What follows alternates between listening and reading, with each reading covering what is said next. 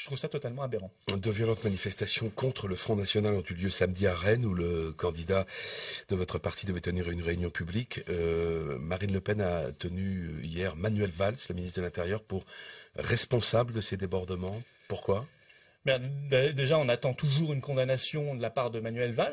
C'était tout de même 5, 6, 700 personnes, des voyous dits antifa, mais ce sont des voyous qui sont de véritables milices du pouvoir aujourd'hui, qui sont utilisés par le pouvoir comme des milices contre des adversaires politiques et qu'on a laissé en toute impunité briser des vitrines, brûler des voitures, agresser des forces de l'ordre, agresser des passants dans les rues de Rennes. Il n'y a pas eu de condamnation. D'ailleurs, il n'y a eu que, je crois, 5 ou 6 interpellations, ce qui est quand même très faible. Donc on voit que les ordres n'étaient pas là. Et c'est vrai que Manuel Valls, par son silence, par l'impunité qu'il donne à ces voyous antifa, eh bien, il leur confère une sorte de permis de taper, un permis de casser. Et c'est vrai qu'il porte une responsabilité dans ces violences. Il faudrait qu'il annonce la dissolution de ces groupuscules extrémistes et violents. C'est cela qu'on attend de la part du ministre de l'Intérieur. Et on voit qu'il est très absent sur ce dossier-là, ce qui, à mon avis, explique en partie sa chute actuelle dans les sondages.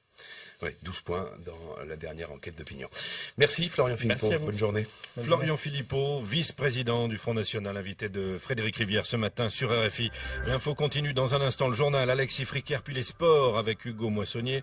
On fera le point sur ce qui se passe à Sotchi, au JO évidemment. 8h19, focus sur la visite d'État de France.